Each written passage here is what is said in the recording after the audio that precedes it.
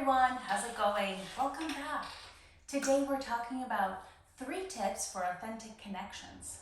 LinkedIn summaries offer a lot of information, not just about the person's industry and how they work, but also about who they are as people. And when it comes to authentically connecting, it really is about finding those shared experiences, whether it's interests or values, to help you propel that conversation forward. In this video, I will show 2 unique LinkedIn profiles. By the end of the video, you will be able to find common interests, connect based on shared values, and use curiosity to start and keep the conversation going. So let's take a look. I chose Christina's profile because this is somebody in my network and I just love her writing style and everything that's written in her profile. Let's see. So, the first thing that Christina writes is that she is in the learning and development space. Great. Christina also writes that she advocates for all things of the learner, neurotypical, and neurodivergent, and that is a huge professional interest of mine that fueled my curiosity when I started my conversation with Christina. She also writes that she is an ever-growing student of all things. As a lifelong learner myself, I love to see that type of language and that type of mindset because this is the type of people I want to surround myself with. Curious, lifelong learners. I look out for this. This is something that's important to me.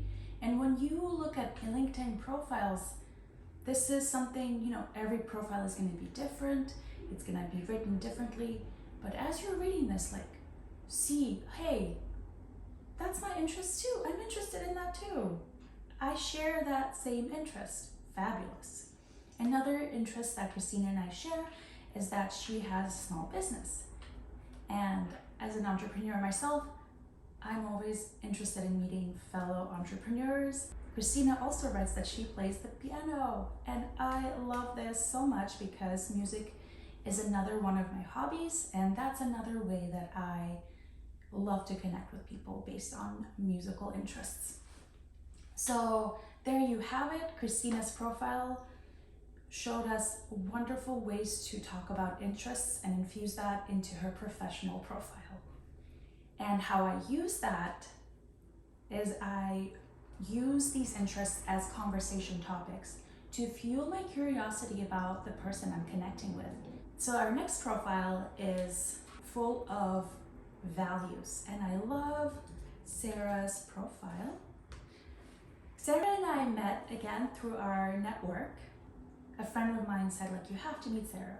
And the first thing I did to learn more before I reached out is go to LinkedIn and find her profile.